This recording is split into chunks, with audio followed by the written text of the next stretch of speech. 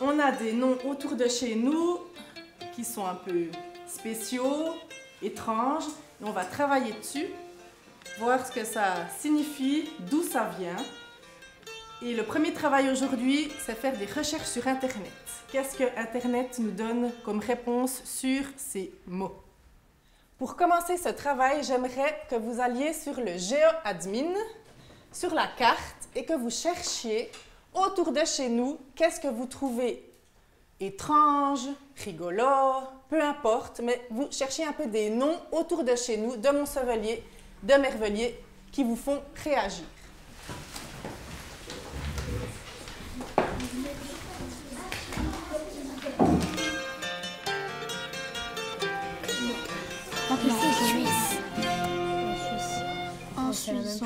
En Suisse.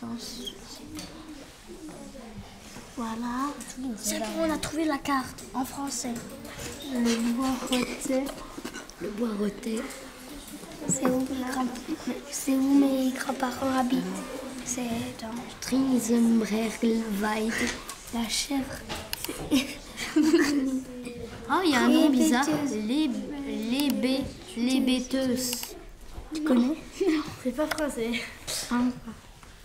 Là, il y en a un, il n'est pas français. Il n'est pas du tout français. T'as vu le voyer du Berg? Voyer. Là? Je peux vous demander le mot que vous avez choisi? Le Welschketterli. Ça vous a fait penser à quelque chose de particulier? Pourquoi ce nom-là? Ça me rappelle en allemand Welche Sprache. Ah, bien. Ça t'a fait penser à un mot que tu as déjà entendu dans tes leçons d'allemand. Et pour le groupe de Solène, Enzo, Malik et Arthur, quel est votre mot? Les bêteuses. Les bêteuses. Et pourquoi ce choix-là? Parce que ça fait penser à un ballet. D'accord. Ok. Par contre, c'est des mots que je n'écris pas tous les jours. Est-ce que j'ai fait des erreurs peut-être? Oui. Au Tchetla, le premier E c'est AI. D'accord. C'est quoi ce site sur lequel vous travaillez? Xylogos. D'accord. Et qu'est-ce que vous y trouvez sur ce site? On voit là qu'il y a l'ISEC et on sait ce que ça veut dire en patois et que c'est un Montsevelier. Ok, donc vous avez découvert que votre nom c'était du patois du coup. Oui. Ce nom un peu étrange de premier abord. Vous en prenez 4 et vous regardez les noms, comment ça s'appelait avant, puis après en quelle année le nom a changé sur les cartes. Ok? 2017. Le Tchetla, du coup, on la met en capture. Alors, tu te souviens? Vous vous souvenez comment faire une capture? Beaucoup. Prends celle-là, prends ce coin ici. Ce sera plus simple, tu vois. Parce que là, on n'est pas sûr qu'elle soit entière. Ouais, il faut cliquer sur le nom. On va cliquer là. Voilà. Les bêteuses. Commune appelée la machine à coudre. Allez, Ah écrit. oui. Ouais, vas-y, la machine à coudre. C'est un surnom, la machine à coudre. C'est une petite cabane. C'est peut-être les routes qui forment une machine à coudre.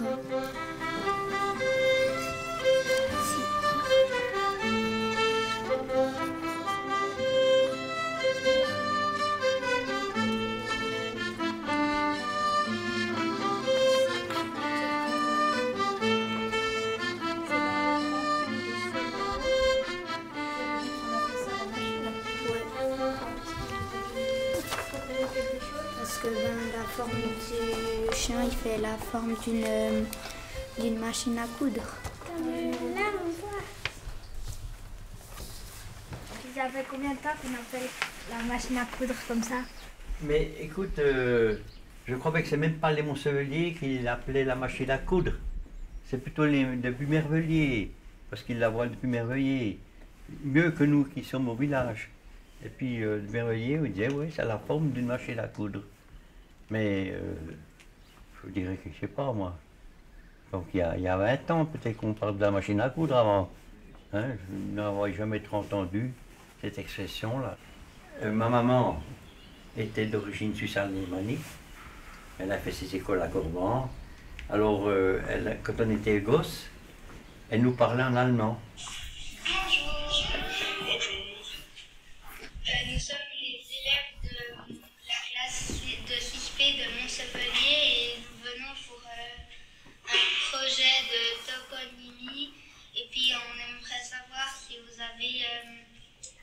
informations sur les bêteuses. Les bêteuses.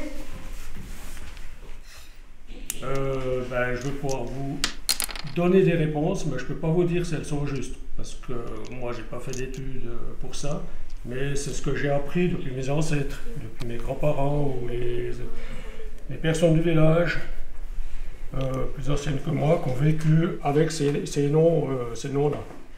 Voilà.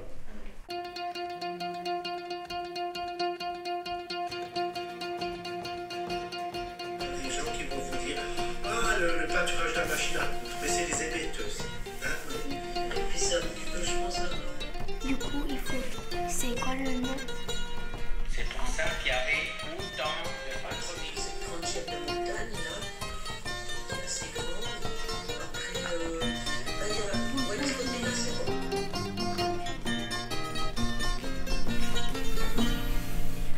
C'était un chemin, je pense, ils disent que c'était un chemin romain.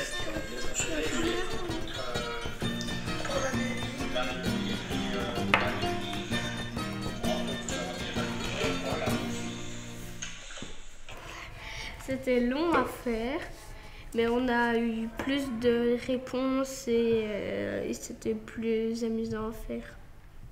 1, 2, 3, 4, 5, 6, 7.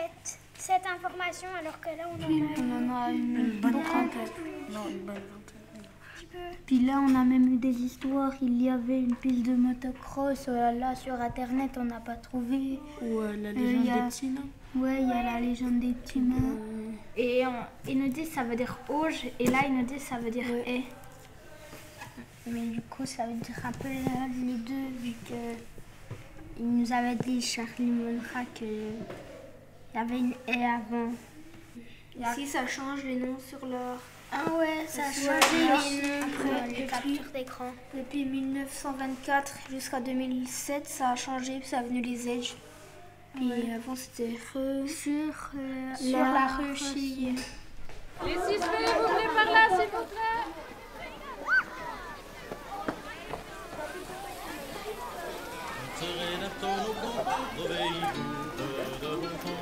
Et n'a que vice que des et n'y en est plus, manquait pas. Et l'après-tu qu'au trottoir, ce ne serait range, l'ami boire.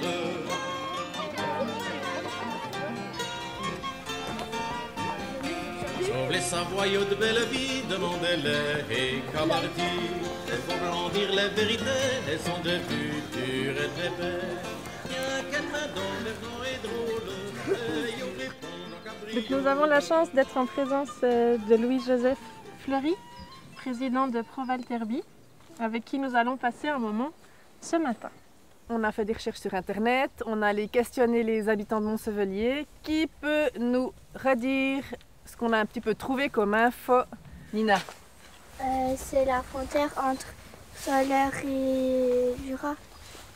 Dans le temps, ceux qui étaient à l'école à Montseuil, ils partaient faire leur dernière année dans le canton de Soleure à Herscheville ou Barcheville. En fait, ils disaient qu'ils faisaient bûcheron et puis ils mettaient des troncs d'arbres en bas de la forêt puis ils les descendaient jusqu'au village. C'est tout à fait juste tout ce que vous avez dit.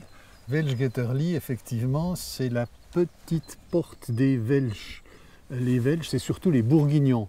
On appelle Welsh en Suisse tous ceux qui parlent le français. Ce qui est intéressant, c'est que les gens voyagent, les mots aussi. Quand on dit Welschgetterli, Getter, ça veut dire la barrière, Gatte en allemand, mais en patois de chez nous, c'est la gâtre. Il y a parmi vous deux garçons, en tout cas, qui habitent en dessous du quartier de la gare, à Courchapois.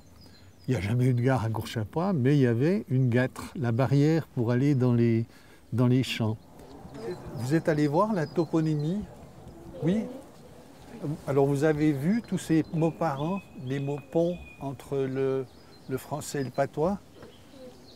Vous en avez des mots patois, non? Qu'est-ce que vous dites de temps en temps, sans même savoir que c'est du patois, oui? Boire un schluck. Boire un schluck, bien sûr. Peut-être les pantalons, il y a une autre manière de le dire. Oui. Les chasses. Les chasses. Non, c'est rigolo, les chasses. Le mot correspondant en français, vous savez ce que c'est? Les chasses, c'est les chausses. Puis les chausses, c'est les pantalons qu'on portait au Moyen-Âge. Donc tout est lié. Mon grand-papa avait une devise. Il disait « Effa edi e pervé ». C'est Dieu, ça dit, c'est nevep et farquinci. Il faut toujours essayer. Si ça va, c'est bien, ça dit. C'est nevep, si ça va pas, il faut recommencer.